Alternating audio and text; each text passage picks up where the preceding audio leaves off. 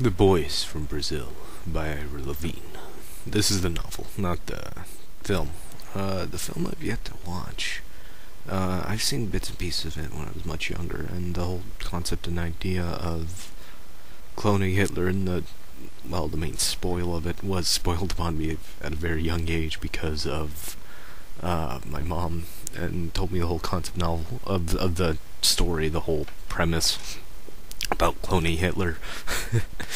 Well, that's it. It's Attack the Clones, but it's an interesting novel. I really found myself absorbed by the speculative fiction, the kind of alternate history take upon it.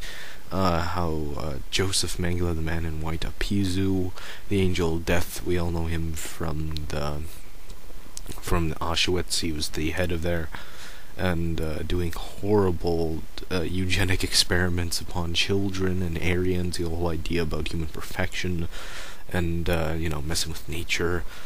Is always interesting to me because I've always been interested by concepts of messing what should be natural, or improving through our own ingenuity as a species, and just trying to do that. But the whole crux of the novel is that Joseph Mengele is rallying together the quote unquote Fourth Reich.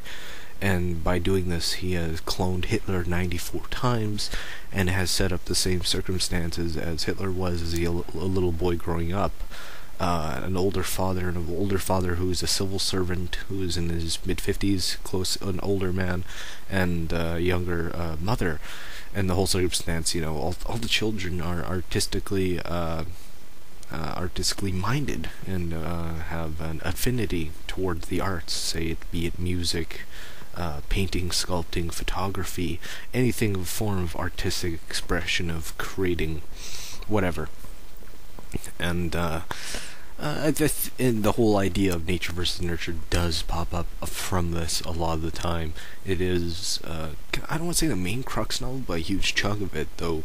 It's one of those novels that we hop back and forth between groups of characters, such as Yakov Lieberman, the protagonist of the novel, an older Austrian Jewish man who is a Nazi hunter, who goes after war criminals and people who, all that, hunting down old Nazis that have gone to hiding throughout all other countries, and that's his duty.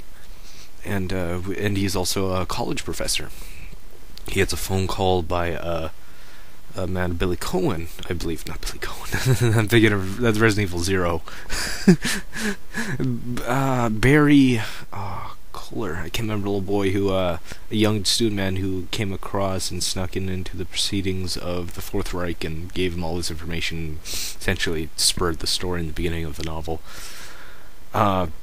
It's just an interesting tale. It's a great tale of speculative fiction. Something like in the lines, say, I guess Boo Rat have seen this from the episode of Masters of Horror, where they reveal that George Washington, the father of America, first president, shows what I know, but they were actually like cannibals. They kind of take artistic license and deviate in kind of a new twist aspect we learn of these characters, though I don't think it's that exploitative as, say, Abraham Lincoln Vampire Hunter, where it's like, hey, let's be tongue-in-cheek with this, but or not tongue-in-cheek, but in here, just alternate history. And the funny thing is, I think a year after the film's release, I believe that was in 1978, 1979, please somebody correct me, they actually did find Joseph Mengele in Sao Paulo, Brazil. I thought that was kind of interesting. Art imitates life, or just, happy coincidence, not irony. I hate that's one little pet peeve of mine when people mix up coincidence and irony. Oh, just I listen to too much of George Carlin. I've scholared under him too long. I can't really much to say. It's a great book. I don't want to spoil the ending, but I'll tell you a fun little tidbit. Look at the trailer for the movie because it is so cheesy and so funny. How they use the same image of a roaring Doberman dog coming at the screen in, negative, and it's like echoed, and it's really funny. I love old-timey trailers like that. They just had so much character to them. They're not like cut every second.